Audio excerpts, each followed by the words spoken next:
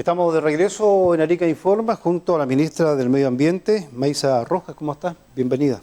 Muy bien, buenas tardes, mucho gusto estar acá.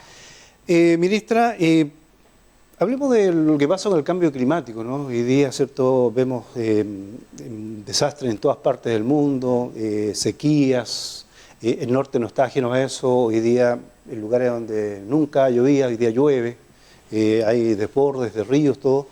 Me gustaría conocer qué acciones está llevando el gobierno hoy día y el ministerio que usted dirige para enfrentar el cambio climático. Sí, bueno, muy buenas tardes, un gusto de estar en Arica Parinacota. Desde junio del año pasado Chile cuenta con una ley marco de cambio climático. Esa ley tiene dos objetivos. Por un lado, Chile se compromete a ser un país carbono neutral al año 2050. Esto significa que nos hacemos cargo de las causas del cambio climático. Significa que vamos a paulatinamente dejar de quemar carbón, quemar petróleo, quemar diésel, quemar metano para producir energía, y la vamos a producir con energía renovable.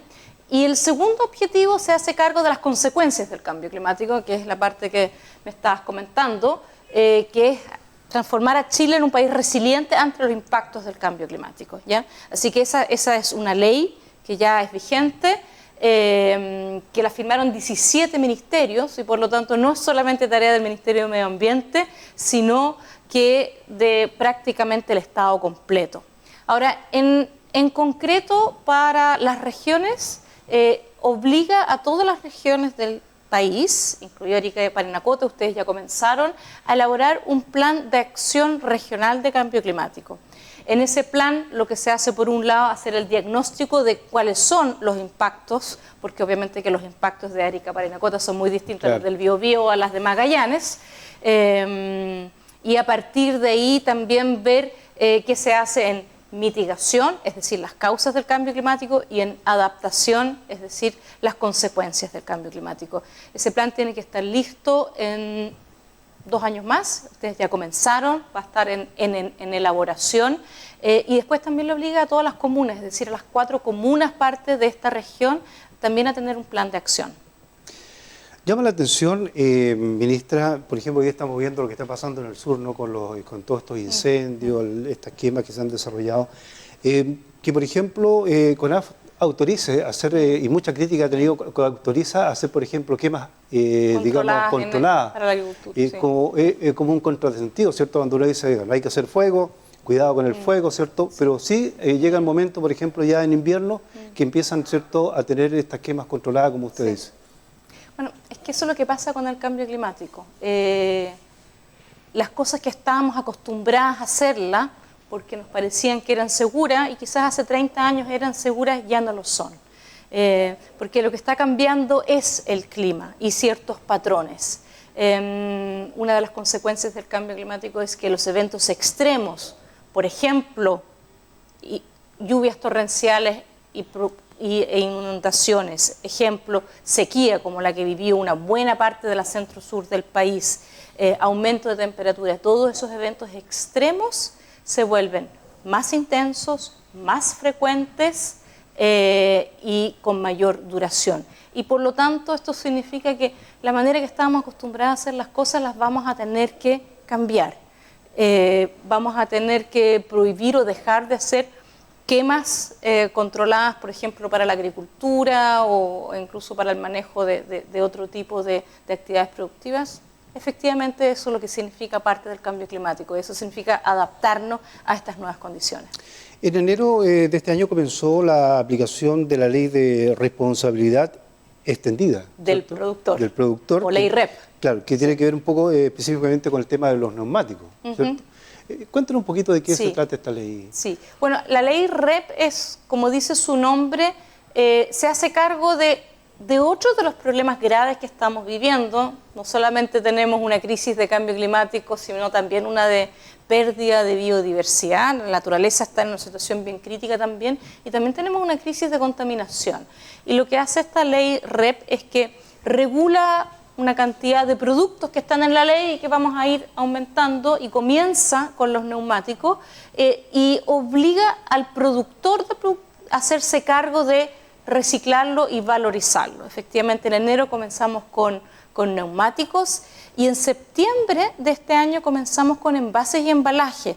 Y eso sí que va a ser un desafío, digamos que interesante, porque eso se va a meter en los hogares, en el tuyo, en el mío, en el de los auditores acá, ¿verdad? Porque todo lo que uno compra tiene un envase o un embalaje y vamos a tener que comenzar entonces a separarlo. Las municipalidades, o sea, los productores van a tener la obligación de proveernos la posibilidad de separarlos y de revalorizarlos después.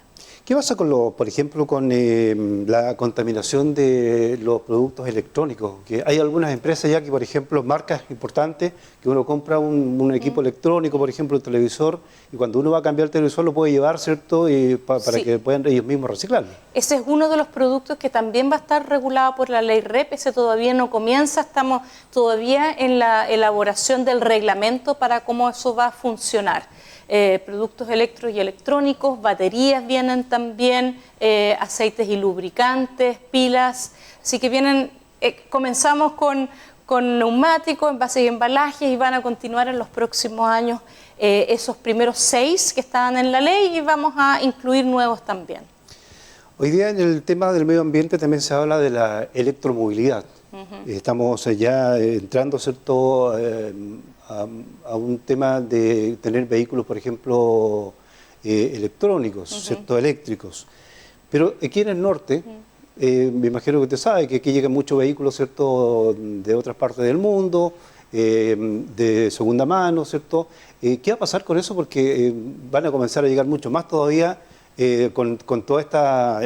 con todas estas leyes, ¿cierto?, en Europa, donde van a dejar ya de utilizar los vehículos a benzina o a petróleo. Así es, bueno, esa es una de las maneras de enfrentar el cambio climático. Estábamos diciendo que las causas es que nosotros quemamos petróleo, diésel, carbón, etcétera, para producir energía y también para andar en auto, ¿verdad? Y por lo tanto la electrificación de todo el transporte, no solamente de los autos particulares, sino también de los buses de pasajeros y de los camiones, es parte de lo que Chile también va a tener que transitar. Y nosotros tenemos, o sea, el Ministerio de Transporte y Telecomunicaciones tiene una estrategia de electromovilidad y nosotros también gradualmente a lo largo de los años vamos a ir prohibiendo la venta de autos a combustión interna.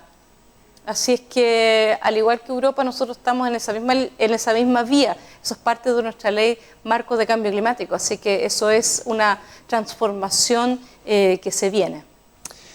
Por último, ministra, ¿cómo se está protegiendo la biodiversidad? Tocó algo recién a la pasada. Efectivamente, claro. Hablamos harto de cambio climático, tenemos una ley, hablamos de contaminación y también tenemos una ley. Efectivamente, con biodiversidad estamos al debe. Estamos al debe porque cuando en el año 2010 se crea la institucionalidad nueva ambiental en el país, que crea el Ministerio de Medio Ambiente, que crea el Servicio de Evaluación Ambiental y la Superintendencia, venía un cuarto elemento ahí, que era el Servicio de Biodiversidad y Áreas Protegidas. Ese servicio público para hacerse cargo de nuestras áreas protegidas y también de instrumentos para cuidar nuestra naturaleza, así en simple, se decidió que iba a ingresar por un carril paralelo y todavía está en el Congreso. Así que es mi responsabilidad y mi compromiso de sacar ese proyecto, porque ya lleva demasiado tiempo, en el Congreso en el mes de enero. Dimos un paso bien importante y ahora le queda el último trámite legislativo que esperamos que dure poco, porque es absolutamente fundamental que podamos contar con este servicio público a cargo de nuestra naturaleza. Bien, pues ministra, hay harto tema con el tema del cambio climático y las nuevas energías también que tendrían que empezar a utilizarse en los próximos años. Muchas gracias por acompañarnos el día de hoy. Encantada. Vamos a una pausa después de conversar con la ministra del Medio Ambiente, Maysa Rojas, que nos acompañó en el día de hoy, y ya estamos de regreso.